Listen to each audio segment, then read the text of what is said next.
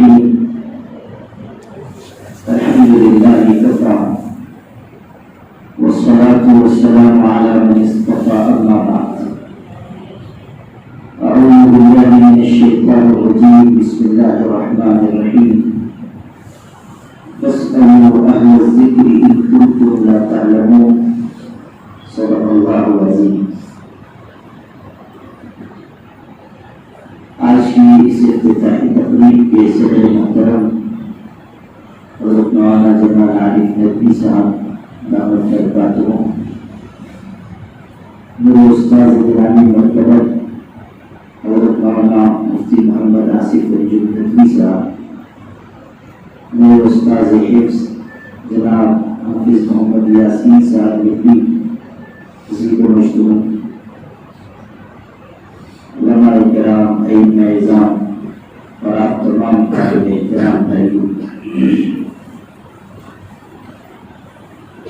یہ اللہ تعالیٰ کا بڑا فضل ہے کہ آج اس علاقوں میں دارالفتہ کا قیام عمل میں آ رہا ہے. جامعہ ابوالحسن علی ندوی ایک دینی ادارہ ہے اور اسی اداروں کی کے زیر نظم یہ دارالفتہ قائم ہو رہا ہے، جس میں انشاءاللہ اس مسجد کے امام و خطیب مولانا مفتی محمد عامر یاسین ندوی صاحب فتویٰ نویسی کی خدمت انجام دیں گے. سب سے پہلے تو دعا ہے کہ اللہ تعالیٰ اس دارالفتہ کو رشد و ہدایت کا اور خیر کے کاموں کا مرکز بنائے، اور اللہ تعالیٰ اس دارالفتہ کے ذریعے اس علاقے کے مسلمانوں کو فیض پہنچائے.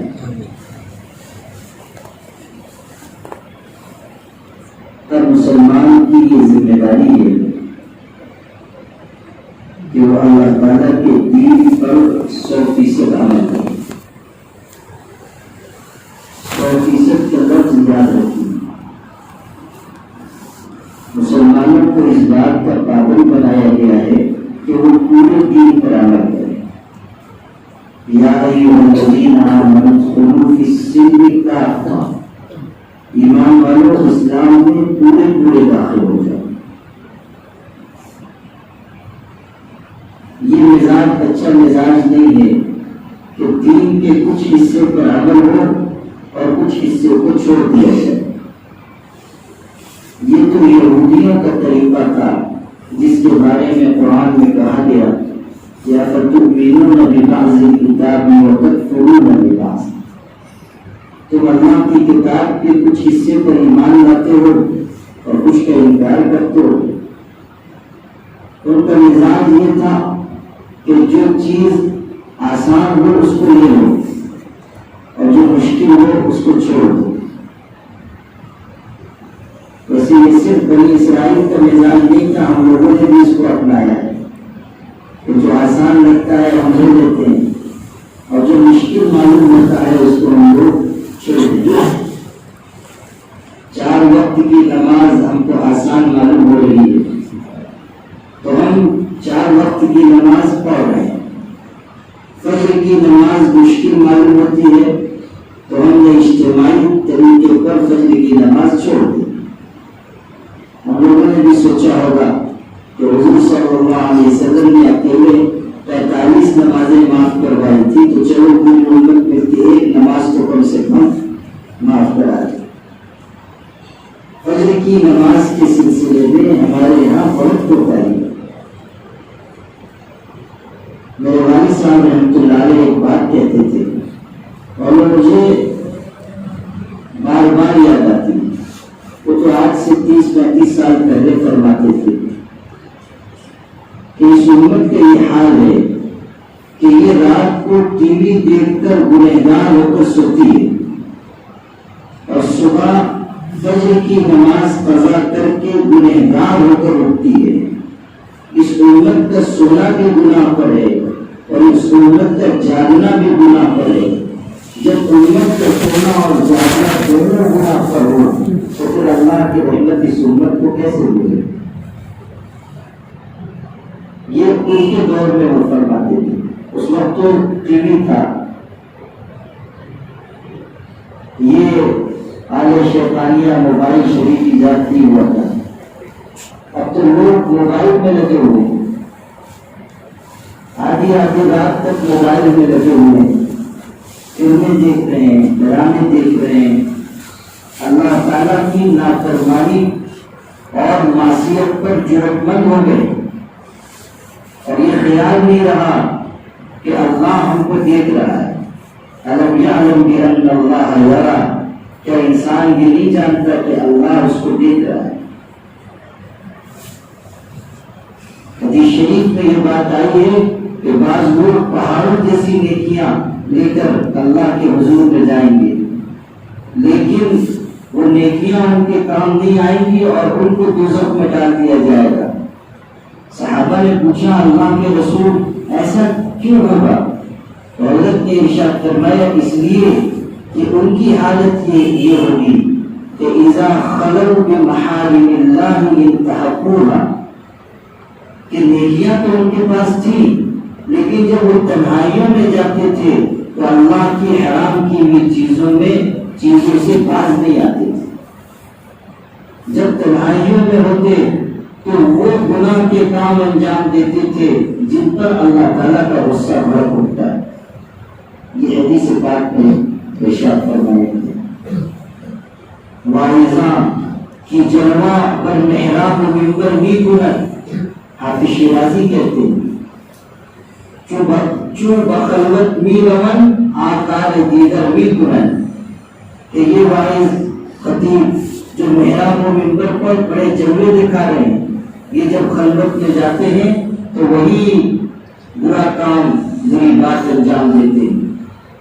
ہم سب کے لیے یہ ڈرنے کی بات ہے کہ جو چیز اللہ نے حرام کر دی ہے وہ سب کے لیے حرام ہے. اگر اللہ کی نافرمانی کی جائے گی تو اللہ تعالیٰ کا غصہ بڑھے گا. ہر شخص گناہ کے سلسلے میں احتیاط کرتے. تو اب تو موبائل ایجاد ہو گیا، آدھی رات تک انسان مشغول ہے، فجر کی نماز قضا کر رہا ہے، تو سونا بھی گناہ پر ہو رہا ہے اور جاگنا بھی گناہ پر ہو رہا ہے. یہی بات جو ارشاد فرماتے تھے کہ سونا بھی گناہ پر ہے اور جاگنا بھی گناہ پر ہے، تو پھر اللہ کی رحمت ہم کو آپ کو کیسے ملے گی؟ 100% اللہ کے دین پر عمل کرنے کی بات ہے. چاہے ہمارے لیے چیز آسان ہو یا مشکل ہو، اسے انجام دینا ہے اس لیے کہ اللہ کا حکم ہے. وَإِنَّهَا لَكَبِيرَةٌ إِلَّا عَلَى الْخَاشِعِينَ، نماز بوجھ ہے، مشقت کی چیز ہے، لیکن ان کے لیے جو اللہ سے ڈرنے والے ہیں کچھ بھی بوجھ نہیں. جن کے دل میں اللہ کی خشیت ہوگی وہ تو اس تلاش میں رہیں گے کہ کتنا زیادہ ہمیں نماز پڑھنے کا موقع مل جائے. نماز ان کے لیے بوجھ نہیں ہوگی، لذت کی چیز ہوگی. حاجی امداد اللہ مہاجر مکی رحمۃ اللہ علیہ ایک موقع پر انہوں نے یہ بات ارشاد فرمائی کہ اگر اللہ تعالیٰ قیامت کے دن مجھ سے پوچھے گا کہ امداد اللہ تو کیا چاہتا ہے، تو میں یہ کہوں گا کہ اللہ آپ کے عرش کے سائے میں ایک مصلی کی جگہ چاہتا ہوں اور نماز پڑھنے کی اجازت مانگتا ہوں. اس لیے کہ نماز ان کے لیے لذیذ ہے. جب وہ اللہ کے پاک کلام کی تلاوت کرتے تھے یا نماز پڑھتے تھے تو ان کا دل اللہ تعالیٰ کی محبت سے آباد اور سرشار ہو جاتا تھا، اور ایسی لذت حاصل ہوتی تھی جو ہمیں کھانے پینے میں، مرغوبات میں، نفیس چیزوں میں نہیں ملتی. حضرت شاہ فضل الرحمن گنجی مراد آبادی رحمۃ اللہ علیہ جو ہمارے سلسلے کے بزرگ ہیں، حضرت تھانوی رحمۃ اللہ علیہ سے انہوں نے یہ بات ارشاد فرمائی تھی کہ میاں جب ہم قرآن کی تلاوت کرتے ہیں تو ہم کو ایسا لطف، ایسی لذت حاصل ہوتی ہے کہ اگر تم کو وہ لذت ملنے لگے تو تم گریبان پھاڑ کر جنگلوں کی طرف چلے جاؤ. اگر تم کو وہ لذت، وہ حلاوت معلوم ہو جائے. محسوس ہونے لگ جائے. دنیا والوں کو تو ہوا بھی نہیں لگی ان لذتوں کی جو اللہ کی طاعت، ذکر اور عبادت اور تلاوت میں ہے. اسی لیے ہمارے مشائخ نے یہ بات لکھی ہے کہ تماشا کرنے والوں کو، موت مستی کرنے والوں کو، لہو و لعب میں مشغول ہونے والوں کو جتنی لذت ملتی ہے، رات کی تنہائیوں میں خدا کے آگے رونے والے اس سے زیادہ لذت پاتے ہیں. جو رات کو اللہ کے آگے رو رہے ہیں، جو گڑا رہے ہیں، عاجزی کر رہے ہیں، ان کو اس سے کہیں زیادہ بڑھ کر نعمت، لذت حاصل ہوتی ہے، سرور حاصل ہوتا ہے. رات کے آخری پہر جن کو اللہ کے آگے رونے کا ذوق حاصل ہو گیا، ان سے پوچھئے کہ یہ کیسی لذیذ چیز ہے. ندامت کے چراغوں سے بدل جاتی ہیں تقدیریں، اندھیری رات کے آنسو خدا سے بات کرتے ہیں. جب آخری شب میں انسان اللہ کے آگے روتا جو گراتا ہے وہ اللہ سے بات کرتا ہے. اندھیری رات کے آنسو خدا سے بات کرتے ہیں. تو جو بات میں عرض کر رہا تھا وہ یہ کہ نماز لذیذ شے ہو جائے گی ان کے لیے جو اللہ تعالیٰ سے ڈرنے والے ہوں، اور تلاوت میں، ذکر میں، نوافل میں ان کو حلاوت ملے گی، لذت ملے گی. اسی لیے تصوف کی کتابوں میں یہ بات بھی ہے کہ لو یعلم الملوک ما نحن فیہ لجادلون علیہ بالسیوف، کہ اگر بادشاہوں کو وہ لذت معلوم ہو جائے جو ہم کو حاصل ہے. بزرگ اللہ والے کہتے ہیں کہ جو لذت ہم کو حاصل ہے اگر بادشاہوں کو معلوم ہو جائے تو وہ تلواریں اور لشکر لے کر ہم پر چڑھائی کر دیں گے. اس نعمت کو حاصل کرنے کے لیے ہم پر لشکر لے کر چلے آئیں گے. لجادلون علیہ بالسیوف. اسی کہنے والے نے کہا نا کہ ان کو یعنی دنیا داروں کو، ان کو ساحل پہ بھی طغیانی ملی، ہم کو طوفانوں میں بھی ساحل دیا، دشمنوں کو عیش آب و گل دیا، دوستوں کو اپنا درد و دل دیا. عیش آب و گل دیا، مٹی پانی کا عیش اللہ نے دنیا داروں کو دے دیا. اور جو اللہ کے اچھے بندے ہوتے ہیں خدا تعالیٰ ان کو سرور عشق عطا کرتے ہیں، عبادت کی لذت و حلاوت نصیب فرماتا ہے، اور وہ اس میں مگن ہوتے ہیں. اور وہ لذت دنیا کی ہر لذت سے بڑھ کر ہے، دنیا کی ہر شے کی لذت سے بڑھ کر وہ لذت ہے. لذت درد محبت جو نمایاں ہو جائے، ہر فرشتے کو وہی حسرت کے انسان ہو جائے. لذت درد محبت جو نمایاں ہو جائے، ہر فرشتے کو وہی حسرت کے انسان ہو جائے. اللہ مولانا جلال الدین رومی کہتے ہیں آئے کے در کنج مسجد مست و شاد یہ دربار ترش و نامراد. ایک شخص ہے مسجد کے گوشے میں بیٹھا ہے اور اللہ کی عبادت کر رہا ہے، اللہ کو یاد کر رہا ہے، مسجد میں تنہا بیٹھا ہے اور ذکر کی وجہ سے بالکل خوشحال، سرسبز و شاداب ہے، اور اس کا دل اللہ کی محبت سے سرشار ہے. مسجد کے گوشے میں اکیلا بیٹھ کر بھی وہ لذت و نعمت میں ہے، اور دوسرا شخص باغ میں سیر و تفریح کر رہا ہے، موج و مستی کر رہا ہے، لیکن اس کا دل ترش اور نامراد ہے، اس کے دل میں لذت کا کوئی شائبہ نہیں. لذت کے خزانے اور اصل خوشی کے خزانے اللہ کے پاس ہیں. اللہ جس کو چاہتا ہے عطا کرتا ہے. اور تقسیم کا سبب قرآن میں کہا گیا الذین آمنوا وتطمئن قلوبهم بذکر اللہ، الا بذکر اللہ تطمئن القلوب. یہ نعمت اللہ اس کو عطا کرتا ہے جو خدا کو یاد کرتے ہیں. خیر میں آپ سے یہ عرض کر رہا تھا کہ انسان 100% اللہ کے دین پر عمل کرنے والا بنے. یہ نہ ہو کہ کچھ کو لے لیجیے اور زیادہ تر کو چھوڑ دیجیے، یا آسان لے لیجیے اور مشکل کو چھوڑ دیجیے. مولانا جلال الدین رومی نے ایک واقعہ لکھا ہے، تمثیلی واقعہ لکھا ہے کہ پرانے زمانے میں کوئی شخص تھا، وہ گیا ایک تصویر گھومنے والے کے پاس، وہ پہلے تصویر بناتے تھے. اس نے کہا کہ میری پیٹھ پر شیر کی تصویر بنا دو، اور اس نے اپنے اوزار نکالے اور اس کی پیٹھ پر وہ رکھا آلہ تصویر گھومنے والا. تو ظاہر ہے کہ جسم کی تصویر بنوانا آسان نہیں ہوتا، بہت تکلیف ہوئی۔ تو اس نے پکار کر کہا کہ بھائی کیا بنا رہے ہو؟ اس نے کہا کہ شیر کی دم بنا رہا ہوں۔ کہا بہت تکلیف ہو رہی ہے، بغیر دم کا شیر بنا رہے ہو۔ اس نے کہا اچھا ٹھیک ہے۔ اور پھر اس نے دوبارہ اپنا آلہ رکھا، اس کو پھر تکلیف ہوئی۔ اس نے کہا کیا بنا رہے ہو؟ کہا کہ میں شیر کا پیر بنا رہا ہوں۔ کہا بہت درد ہو رہا ہے، چلو لمڑا شیر ہی بنا دو۔ اس نے کہا اچھا ٹھیک ہے۔ پھر اس نے رکھا، اس نے کہا کیا بنا رہے ہو؟ کہا شیر کی آنکھ بنا رہا ہوں۔ کہا بہت تکلیف ہو رہی ہے، اندھے ہی بنا دو۔ اس نے پیچھے سے 1 لاکھ ماری کا کمبا، بغیر دم کا، بغیر پیر کا، بغیر آنکھ کا بھی شیر ہوتا ہے۔ اب یہ واقعہ لکھنے کے بعد مولانا جلال الدین رومی رحمۃ اللہ علیہ نے لکھا ہے کہ جس طرح وہ شخص بغیر پیر کا، بغیر آنکھ کا، بغیر دم کا شیر بنوانا چاہتا تھا، اسی طرح آج کے مسلمان بغیر ہاتھ پیر کے دین پر عمل کرنا چاہتے ہیں۔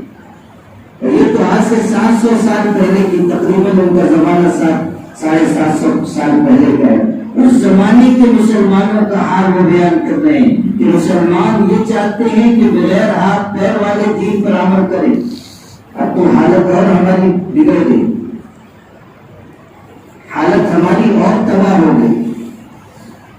ہم بھی یہ چاہتے ہیں کہ بس معمولی سے دین کی باتوں پر عمل کر لیں اور اپنے آپ کو دیندار سمجھیں، چند نمازیں پڑھنی ہیں، ہم نے روزے رکھیے اور ہم سمجھ رہے ہیں کہ ہم دیندار ہیں، حالانکہ ہمارے معاملات اچھے نہیں، ہمارے اخلاق اچھے نہیں، ہماری معاشرت اچھی نہیں۔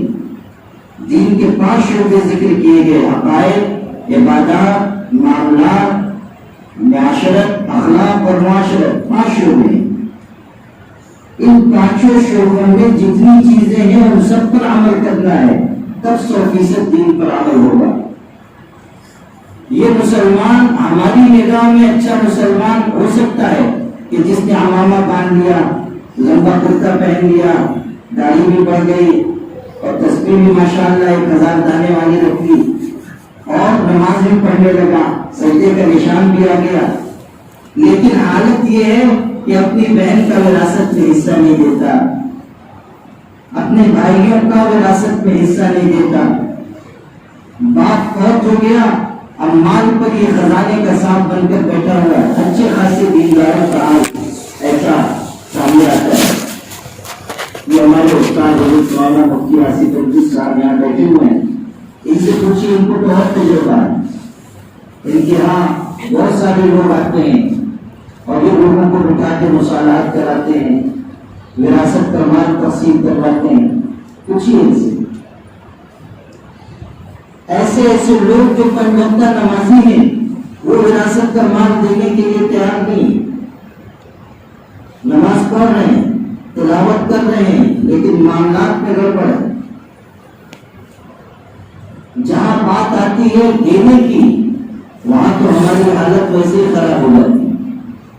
ہم لوگ تو اس فلسفے پہ عمل کرتے ہیں تو لام زیر لی یا مجبور پڑھیے کہ لام زیر لے، اور جہاں دال زیر دے کی بات آتی ہے وہاں پہ ہم پیچھے ہٹ جاتے ہیں، دینے کی کوئی بات مت کیجیے۔ مولانا پالن حقانی صاحب رحمۃ اللہ علیہ سناتے تھے کہ 2 بھائی تھے، دونوں ساتھ ساتھ تجارت کرتے تھے، اچھے امیر تھے، ایک بھائی کا انتقال ہو گیا اور دوسرا بھائی باحیات تھا، اور وہ بیچاری جو بیوہ تھی وہ بیٹھ کے رونے لگی اور عورتوں کی عادت کے مطابق شوہر کو یاد کر کر کے کچھ بول بول کے روتی تھی، ہائے سرتاج آپ چلے گئے، آپ کے بعد میں کیسے زندہ رہوں گی، ہائے سرتاج آپ چلے گئے، اور اتنے مکانات آپ چھوڑ کر گئے ہیں، اس میں کون رہے گا؟ تو جو بھائی تھا اس نے کہا میں ہوں نا۔ پھر اس نے کہا کہ اتنی کاریں چھوڑ کر گئے ہیں، وہ کون استعمال کرے گا؟ اس نے کہا جھٹ سے کہ میں ہوں نا۔ پھر کہنے لگی کہ اتنا پیسہ بھی چھوڑ کر گئے ہیں، وہ کون استعمال کرے گا؟ اس نے کہا میں ہوں نا۔ پھر اس نے کہا کہ ہائے سرتاج آپ چلے گئے، اتنا قرض بھی آپ چھوڑ کر گئے ہیں، وہ کون ادا کرے گا؟ تو بھائی نے کہا دوسرے رشتے داروں سے کم وقت تو تم لوگ بھی تو کچھ بولو، سے نہیں بول گیا، تم کس کام نہیں دیے، تم لوگ تو کچھ بولو، سب نہیں بولوں گا۔ تو جب تک لینے کی بات تھی جب تک میں ہوں نا، اور جب دینے کی بات آئی تو دوسروں کی طرف اشارہ کر دیا کہ تم لوگوں کو کچھ بولو. تو معاملات بھی صاف ہونے چاہیے، اس لیے کہ اگر انسان عبادت میں تو ٹھیک ہے، معاملات اس کے اچھے نہیں ہیں تو قیامت کے دن وہ پکڑا جائے گا. اللہ تعالیٰ حق اس وقت تک معاف نہیں کرے گا جب تک کہ صاحب حق معاف نہ کرتے. جو ہمارے مولانا جمال عالم صاحب ندوی دعوت برکاتہ میں نے ان سے ریاض الصالحین بھی پڑھی ہے.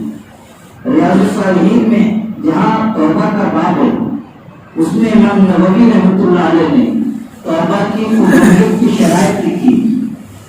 جب سے میں نے پڑھا تھا آج تک یاد ہے مجھ کو. اللہ کا فضل ہے، انہوں نے پڑھایا بھی بہت اچھا تھا، میرے ٹھکانے سے پڑھا دیا.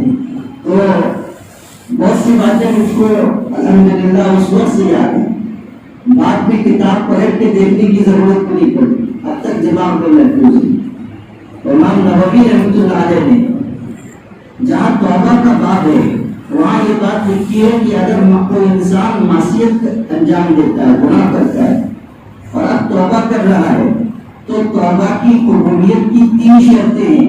اس وقت جبکہ وہ معاملہ اللہ تعالیٰ سے متعلق ہو، یعنی کسی فرض میں اگر کوتاہی کی ہے تو 3 شرائط ہیں. ارکان توبہ 3 ہیں. نمبر 1 ان یندم علی فعلہ، انسان اپنے گناہ پر شرمندہ ہو. ان یقلع عن المعصیہ، وہ جو گناہ اس نے کیا ہے اس کو چھوڑ دے. وان یعزم الا یعود الیہ ابدا، اس بات کا تہیہ کرے کہ اب کبھی لوٹ کر وہ گناہ نہیں کروں گا. یہ 3 شرائط ہیں. اور آگے لکھتا ہے کہ اگر وہ حق کسی آدمی سے متعلق ہے تو ان 3 شرائط کے ساتھ اب 4تھی شرط بھی ہوگی، اور وہ یہ ہے کہ یا تو اس سے معاف کرائے یا اس کا حق اس کو واپس کرے. اگر حق واپس نہیں کرتا ہے یا معاف نہیں کراتا ہے تو پھر توبہ قبول نہیں ہوگی. یہ نہیں کہ کسی کی زمین دبانی اور مسجد پہ چلا آیا اور دعا مانگ رہا ہے کہ اللہ میرا گناہ معاف کر دے، اللہ میری غلطی معاف کر دے. اللہ تعالیٰ کے یہاں اس طرح یہ گناہ معاف نہیں ہوگا جب تک کہ وہ واپس نہ کر دے یا معاف نہ کرا دے. معاف کرانے کا مطلب یہ نہیں ہے کہ شام نامے میں اشتہار دے دے کہ اللہ کے کرم سے میں حج کرنے جا رہا ہوں اور اس سال اللہ نے مجھ کو میری اہلیہ کے ساتھ حج کے لیے بلایا ہے، جس کا مجھ پر جو حق ہے وہ معاف کر دے. یہ مطلب نہیں ہے. اور اسی سے جھگڑا ہے، اس سے معافی نہیں مانگتا ہے، وہ اخبار میں اعلان چھپا دیتا ہے کہ مجھ کو اللہ کے لیے سب معاف کر دو. یہ چیز صحیح نہیں. اعلان تو اس لیے ہوتا ہے کہ اگر کسی تک ہماری بات نہیں پہنچ سکی یا کسی کا حق ہے جو ہمارے ذہن میں نہیں ہے تو اس تک بات پہنچ جائے. لیکن آپ نے پڑوسی کا حق مانا، اب اس سے معاف کرانے کے بجائے آپ اخبار میں اشتہار چھپوا رہے، اس سے کام نہیں چلے گا. اس سے آپ یا تو معاف کرائیے یا تو اس کا حق واپس کیجیے. حق واپس کرنا ضروری ہے، یا معاف کرائے یا حق واپس کرے. یہ عجب معاملہ ہے کہ انسان دوسرے کی پلاٹ کو قبضہ کر دیتا ہے. چھوٹا پلاٹ ہو تو عمرہ کرنے چلا جا رہا ہے اور بڑے پلاٹ کو قبضہ کیا تو حج کرنے چلا جا رہا ہے. اس سے معاف نہیں ہو.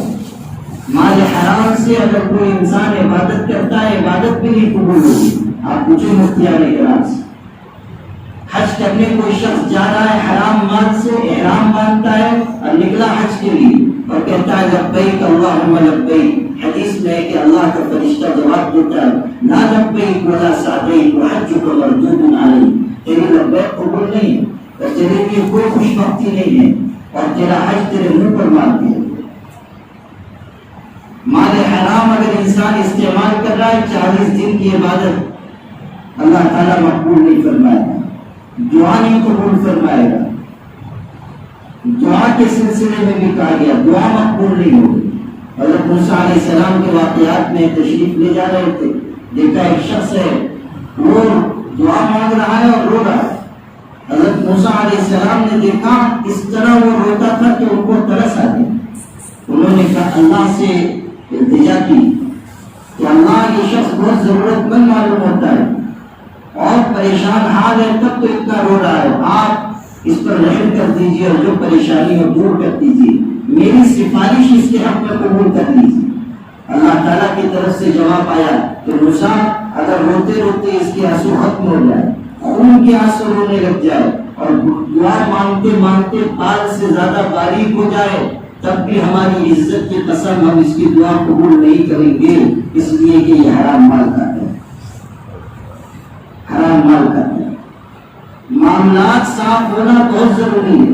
تجارت ہماری شریعت کے مطابق ہو، امانت میں خیانت نہ ہو، کسی کا رتی برابر حق ہمارے ذمہ نہ ہو۔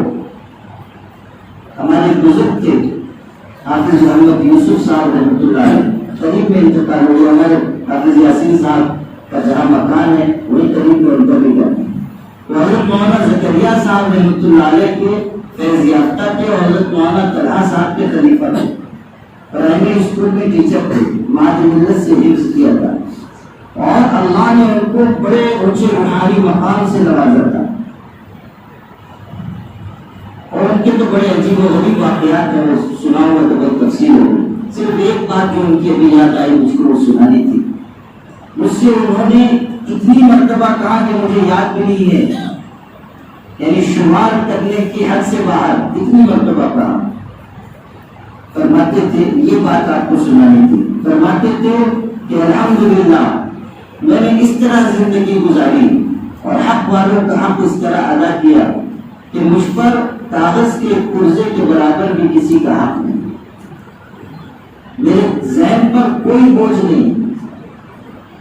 اور واقعی انہوں نے اسی احتیاط سے زندگی گزاری۔ وہ جامنیر کے رہنے والے تھے، ان کے گھر پہ لوگ کبھی ٹیلی فون کرتے تھے، موبائل تو استعمال کرتے نہیں تھے، پڑوس میں فون آتا تھا، یہ فون سننے جاتے تھے، وہاں سے فون آیا، یہ فون سننے جاتے تھے، فون سننے کے بعد وہاں 10 روپیہ رکھ کے آتے تھے، کہتے تھے کہ جتنا میں نے فون استعمال کیا 3 منٹ 4 منٹ یہ اس کا معاوضہ ہے۔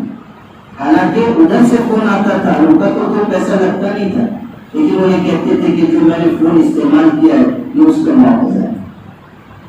جامنے جاتے تھے، مسجد میں ٹھہرتے تھے عام طریقے پر، وہاں کے امام صاحب نے مجھ سے بتایا کہ 2 3 4 دن جتنے دن رکتے تھے وہ ایک اچھی خاصی رقم جاتے ہوئے چندے کے طور پر دے کے جاتے تھے کہ میں نے جو پنکھا استعمال کیا، روشنی استعمال کی، یہ اس کا بدل ہے، مسجد میں دیکھو تاکہ اللہ کے ہاں پکڑا نہ جائے۔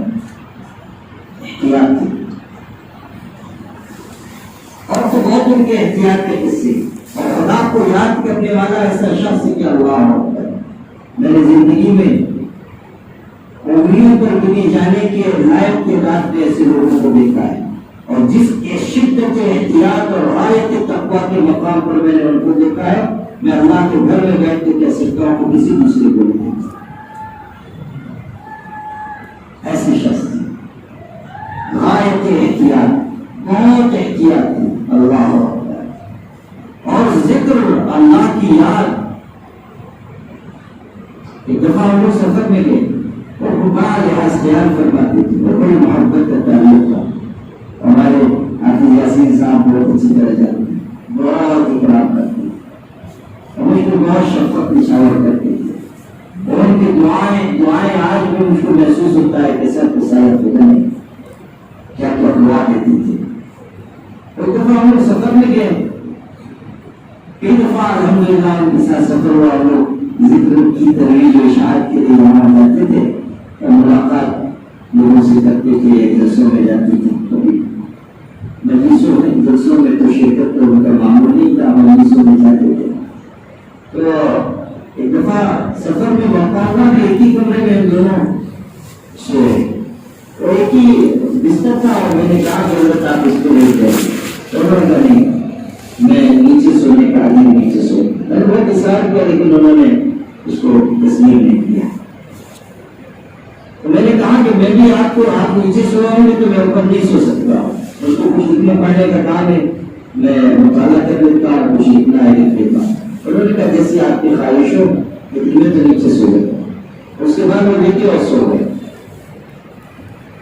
اور میں نے کسی شخص کی نیند بھی آج تک ایسی نہیں دیکھی جیسے اس شخص کی نیند دیکھی، تو گہری نیند میں تھے اور خراٹے آ رہے ہیں، اور درمیان میں لا الہ الا اللہ، سبحان اللہ، الحمدللہ، اور اللہ کا ذکر کرتے ہیں۔ تہجد کے وقت تک میں نے ان کو دیکھا کہ کہیں نہیں میں اور اللہ تعالیٰ کا ذکر جاری ہے. خدا کو اتنا یاد کیا کہ وہ ریولیوشن میں پیرس ہو گیا. اللہ اللہ. آج میں عرض کر رہا تھا کہ انسان معاملات کے سلسلے میں بہت محتاط ہے. معاشرت ہے اپنا اکثر انسان کے بہت عمدہ ہو، اخلاق بھی اچھے، معاشرت بھی عمدہ، معاملات بھی صاف، عبادات بھی ممتاز. ابھی تو ساری بات میں نے بیان کی ہے، اس کے بعد یہ حصہ سنی کہ ہماری عبادت، یہ معاملات، یہ عقائد، یہ معاشرت، یہ اخلاق، ان میں سے کوئی بھی حصہ درست نہیں ہو سکتا اس وقت تک جب تک کہ ہم علم نہ حاصل کریں. بغیر علم کے ان ابواب دین پر عمل نہیں ہو سکتا. نہ نماز ہماری صحیح ہوگی بغیر مسائل جانے ہوئے، نہ روزہ ہمارا صحیح ہوگا مسائل جانے بغیر جانے ہوئے، نہ ہمارے معاملات درست ہوں گے. پتہ ہی نہیں ہم کو کہ حکم کیا ہے تو کیسے ہم حق ادا کریں گے. نکاح ہو گئے، نکاح ہوئے 20 سال ہو گئے، پوچھیے کہ بیوی کا کیا کیا حق ہے، ہم سے ذمہ ہوتا ہے تو اتنے لوگ بتا پائیں. ہمارے یہاں تو کوئی نظام نہیں ہے. نکاح کرنے والا نہ نکاح سے پہلے پوچھتا ہے کہ بیوی کا کیا حق مجھ پر ہے، نہ نکاح کے بعد معلوم کرتا ہے کہ بیوی کی کیا حقوق میرے ذمہ ہے. وہ تو بیچارہ دولہا بن کے آتا ہے اور وہ منہ چھپا کے آتا ہے، سر سے پاؤں تک سہرے میں غرق، پتہ ہی نہ چلے کہ اندر کون سی مخلوق ہے. لگتا ہے کہ مؤنث ہے، وہ تو آپ کسی مخلوق ہے، پتہ ہی نہ چلے. اب وہ آ گیا اور بیٹھ گیا. اس کے بعد کسی مولانا نے ذرا تقریر شروع کر دی اور تقریر لمبی ہو تو اندر اس چہرے میں تو ایسے اس کا بیچارے کا برا حال ہے. وہ دل میں دعا کرتا ہے کہ اللہ تعالیٰ ان مولوی صاحب کو نیک ہدایت دے کہ وہ قسم بیان کرے. میں تو معلوم ہوا کہ دلہن سے ملاقات سے پہلے میرا انتقال کو بنا لو. تو اس وقت بھی اگر کوئی دین کی بات ہو رہی ہے تو وہ بھی گنا گزر رہی ہے. ہم نے سیکھا نہیں، حقوق ہمیں معلوم نہیں. نکاح ہوئے 25-30 سال ہو گئے ہم کسی کے صاحب اولاد اور اس کی اولاد کا نکاح ہو رہا ہے. اس کی اولاد کے نکاح کے وقت پوچھیے کہ بیوی کے کیا حقوق ہیں، شوہر کے ذمہ ہوتے ہیں. کس نیت سے نکاح کرنا چاہیے کوئی نہیں پوچھتا ہے. دارالفتہ میں بھی جو لوگ آتے ہیں وہ یہی مسئلہ لے کے آتے ہیں کہ وہ والد کا انتقال ہو گیا ہے، اتنا اتنا مال چھوڑ کے گئے ہیں، مجھ کو کتنا ملے گا. وہاں بھی یہ نہیں پوچھتا ہے کہ دینا کس کو کتنا ہے، وہاں بھی یہ پوچھتا ہے کہ مجھ کو ملے گا کتنا. یا تو پھر طلاق والے آتے ہیں، اس سے بھی تو طلاق والے آتے ہیں کہ وہ بہت غصے میں تھا، میں نے طلاق دے دی، اب کوئی راستہ نکال دیا. 1 سال 3 مرتبہ طلاق دے دی.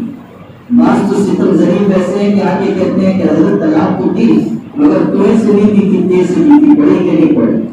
تو ایسوں کی طلاق پڑھی ہو یا نہ پڑھی ہو ان پہ جوتے تو ضرور پڑھنے سے. کہتے ہیں کہ طلاق ہوئی کہ نہیں ہوئی، یہ تھی طلاق ہو چکی، آرام آگے بولتے ہیں کہ طلاق ہوئی کہ نہیں ہوئی. تو بہت غصے میں تھا. صاحبزادے خوشی خوشی کون طلاق دیتا ہے، جو دیتا ہے وہ تو غصے میں دیتا ہے. اب آپ نے سیکھا نہیں طلاق دینے کا طریقہ، ایک دم سے دے دی اور آگے اب آپ کے مولوی کو مفتی کو بیچارے کو پریشان کرے. دارالفتہ میں آپ جائیں تو صرف یہ مسئلے لے کر نہ جائیں. دارالفتہ میں جائیں تو جا کر پوچھیں کہ مفتی صاحب میری نماز کیسے صحیح ہوگی، مجھ پر بندوں کے حقوق میں سے کیا کیا چیزیں عائد نہیں یہ بتا دیجیے. نکاح ہونے والا ہے زوجین کے حقوق کیا ہیں یہ بتا دیجیے. اولاد اللہ نے دے دی ہے، ہمیں اولاد کی کیسے اچھی تربیت کروں بتا دیجیے. اس سلسلے کا ایک عنوان اصلاح معاشرہ کا بھی ہے. دارالفتہ کا قیام تو ہو ہی رہا ہے، اس مجلس کا ایک عنوان اصلاح معاشرہ بھی.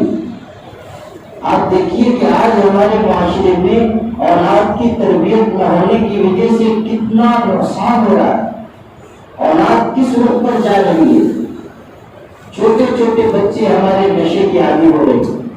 آپ ادھر نکل کر دیکھیے بچی آبادیوں میں، یا اس طرف نکل کر دیکھیے جدھر یہ جامعہ ابو الحسن ہے اس کے اطراف میں، دائیں بائیں اگل بغل میں سب جگہ آپ جا کر دیکھیے چھوٹے چھوٹے بچے 10 سال کے، 12 سال کے، 15 سال کے، وہ نشہ کر رہے ہیں، کورکس کی بوتل پی رہے ہیں، کھانسی کی دوا اس سے نشہ کر رہے ہیں، سولوشن لے کر اس کو کپڑے پر لگاتے ہیں، اس کو سونگتے ہیں، اس سے نشہ ہوتا ہے۔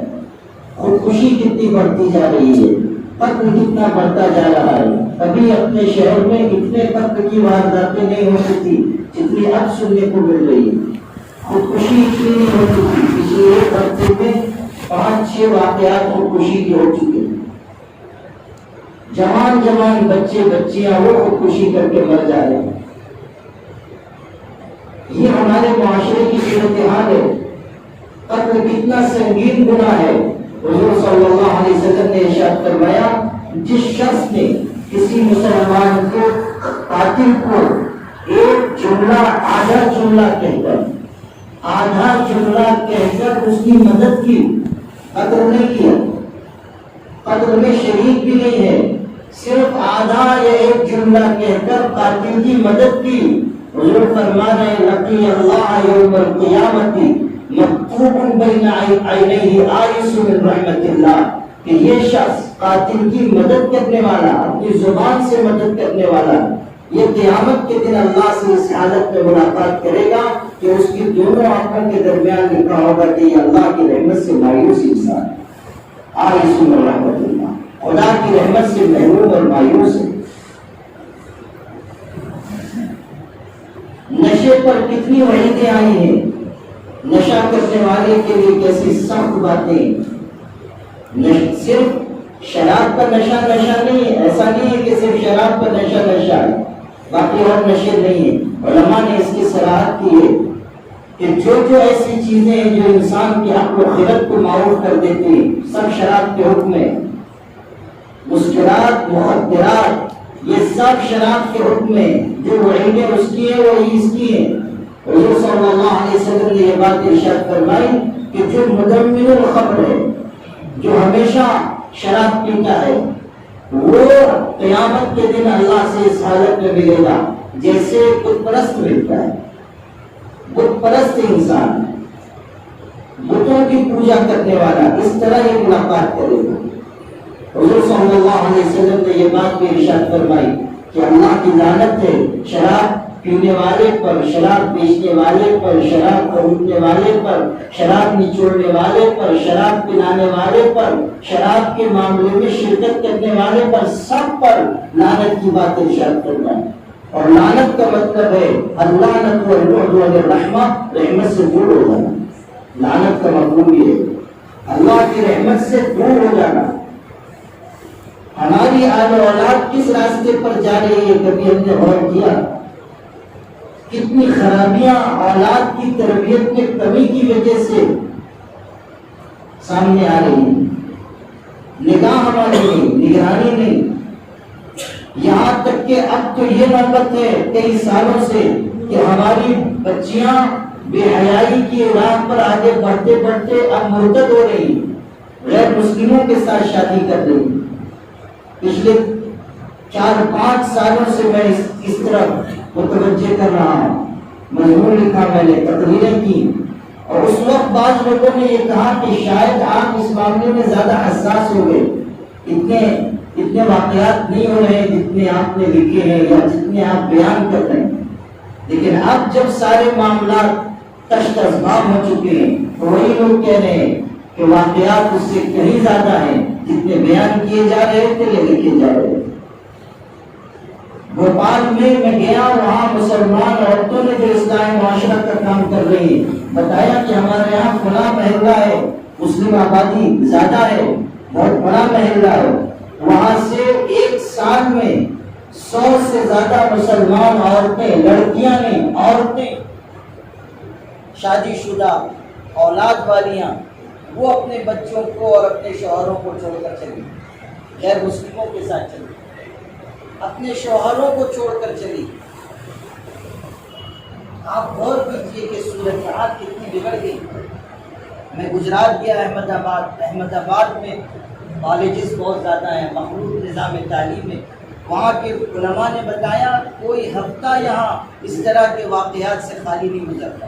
اور یہاں مسلمان لڑکیوں کو غیر مسلم لیپ ٹاپ دیتے ہیں، ایکٹیوا گاڑی دیتے ہیں، مہنگے مہنگے موبائل تحفوں میں دیتے ہیں. فنڈنگ کے ذریعے باضابطہ یہ کام ہو رہا ہے، ایک منصوبہ بند پورا نظام چل رہا ہے. اور ہماری بچیوں کو استعمال اور استحصال کے راستے پر لے جایا جا رہا ہے، ان کو استعمال کیا جا رہا ہے. 6 مہینے 8 مہینے سال بھر رکھنے کے بعد ان کو دودھ میں مکھی کی طرح، دودھ میں سے مکھی کی طرح نکال کر پھینک دیتے ہیں. اور اب صورتحال یہ ہوتی ہے کہ اس کے لیے مسلم معاشرے کا دروازہ بھی بند، اور وہاں رہنے کے لیے بھی اس کے پاس گنجائش نہیں. نتیجہ یہ نکلتا ہے کہ وہ یا تو جسم بیچنے پر مجبور ہو جاتی ہے یا وہیں کنیز اور مادی بن کر زندگی گزارتی ہے. یہ ہمارے معاشرے کا کتنا بڑا ناسور ہے. اولاد کی تربیت نہیں ہو رہی ہے، نتائج یہ نکل رہے ہیں. پربھنی مہاراشٹر کا شہر ہے، میں وہاں گیا، معلوم ہوا یہاں بہت دیندار ایک گھرانہ ہے جن کی خدمت کرنے والے لوگ ہیں اور سب لوگ نمازی ہیں. اور اس خاندان کی لڑکی، اس کے بارے میں یہ گمان تھا کہ یہ تہجد گزار ہے.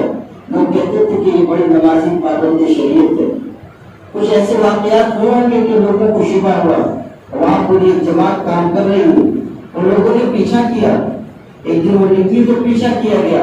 وہ 15-20 کلومیٹر دور آبادی سے ایک شراب خانے میں گئی، برقع اتار کے اس نے جوڑے میں ڈالا اور اس کے بعد ایک غیر مسلم لڑکی کے ساتھ بیٹھ کر شراب پی رہی ہے. الگ اعلان.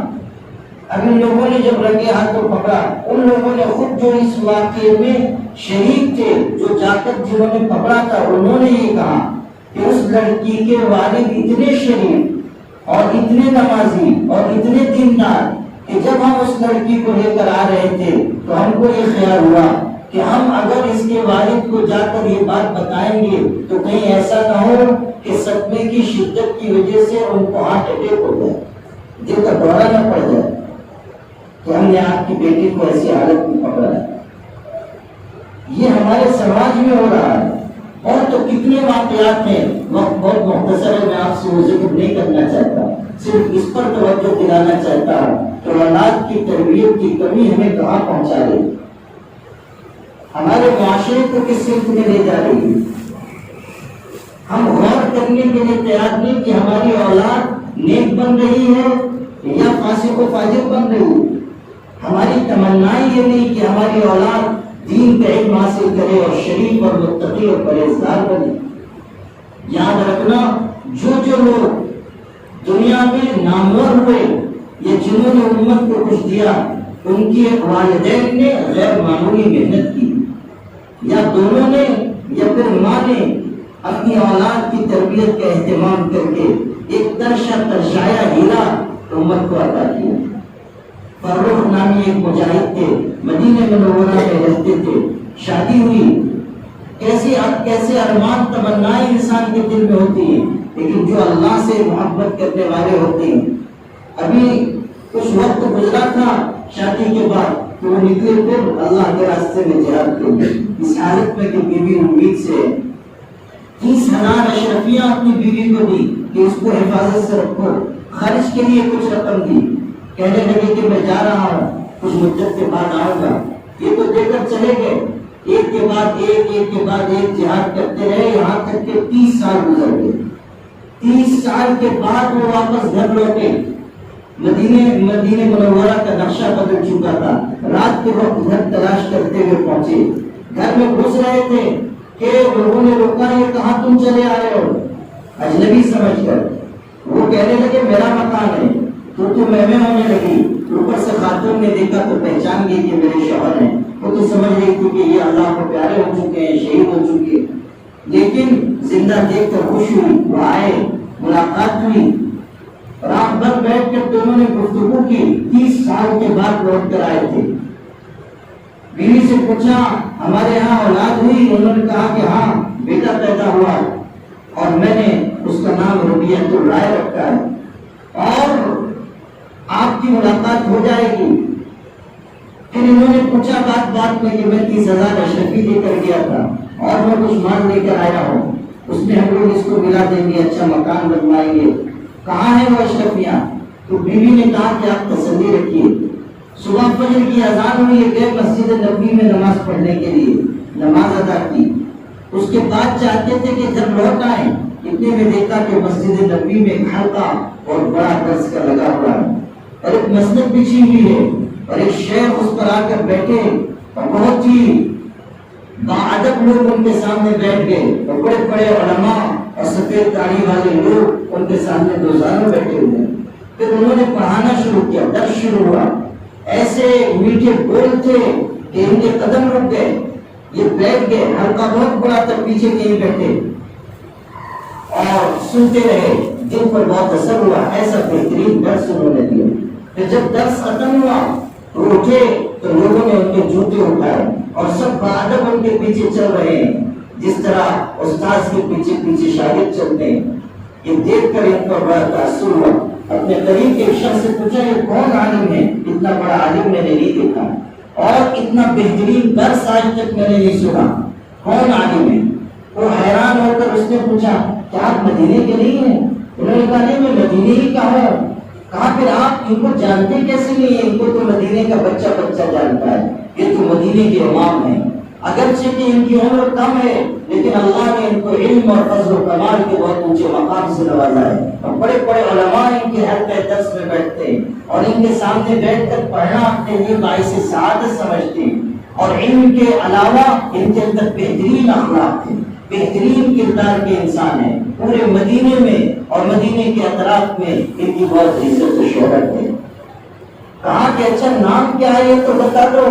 تو انہوں نے کہا کہ ان کا نام ربیعۃ الرائے ہے، اور ان کے والد فروخ ہیں، وہ 30 سال ہوئے جہاد میں چلے گئے تھے جب یہ ماں کی پیٹ پہ تھے، اور 30 سال ہو گئے وہ واپس لوٹ کر نہیں آئے، بس یہ سننا تھا کہ فروخ ہو پڑے، آنکھوں سے آنسو گرنے لگے، یہ سوچ کر کہ یہ جو عظیم الشان عالم ہے یہ میری اولاد ہے، میرے جگر کا ٹکڑا ہے، رونے لگے اور روتے ہوئے گھر واپس آئے۔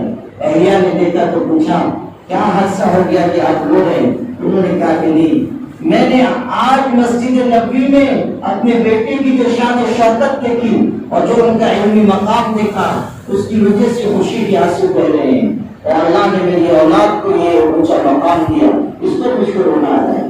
اور بیوی نے کہا کہ جو آپ نے 30,000 اشرفی دی تھی، آپ کو وہ زیادہ محبوب ہے یا آپ کے بیٹے کا یہ اونچا مقام؟ انہوں نے کہا قسم خدا کی سارے جہان کی بھی دولت ہو تو اس علمی مقام کے آگے کوئی حیثیت نہیں رکھتی ہے۔ اور اہلیہ نے کہا کہ میں نے وہ ساری اشرفیاں اپنے بیٹے کی تعلیم و تربیت پر خرچ کر دی۔ اور فروخ نے کہا کہ تم نے ان اشرفیوں کو ضائع نہیں کیا، اللہ میری طرف سے، میرے بیٹے کی طرف سے، تمام مسلمانوں کی طرف سے تم کو جزا عطا کرے کہ تم نے ایسی محنت کی اور میرے بیٹے کو اس طرح تیار کیا کہ امت کو ایک عالم اور ایک امام ملا۔ ربیعۃ الرائے جیسا امام اگر امت کو ملا تو اس کے پیچھے ایک ماں کی قربانی ہے اور اس کی محنت ہے، جس نے اپنے شوہر کی غیر موجودگی میں 30 سال تک اپنے بچے پر ایک ایسی جان نشاور کی کہ وہ امت کے لیے قیمتی سرمایہ ثابت ہوئی۔ تابعین کا کوئی تذکرہ امام ربیعۃ الرائے کے تذکرے کے بغیر مکمل نہیں ہوتا۔ اللہ اللہ۔ ہاں تو جو بات عرض کرنی تھی وہ یہ کہ ہم ان پانچوں دین کے شعبوں میں عبادات، عقائد، عبادات، معاملات، اخلاق اور معاشرت، ان پانچوں میں اس بات کے محتاج ہیں کہ ہم سیکھیں، علماء سے رابطہ رکھیں۔ فاسألوا اہل الذکر ان کنتم لا تعلمون، ان والوں سے پوچھو اگر تم نہیں جانتے ہو۔ ہمیں علماء سے رجوع کرنا ہوگا۔ یہ دارالفتہ اسی لیے قائم کیے جاتے ہیں، ایک مرکز ہو جہاں آپ اپنے مسائل حل کروا سکیں، جہاں سے آپ دینی رہنمائی حاصل کر سکیں۔ ہر عالم ایسا اہل نہیں ہوتا کہ وہ مسائل بیان کر سکے، اس کے لیے ایک خصوصی علم حاصل کرنا ہوتا ہے جس کو افتاء کا علم کہتے ہیں، اور وہ شخص جو مفتی ہوتا ہے جس کی نگاہ فقہی مسائل پر ہوتی ہے، پھر وہ مسائل بیان کرتا ہے، لوگ اس سے پوچھتے ہیں وہ جواب دیتا ہے۔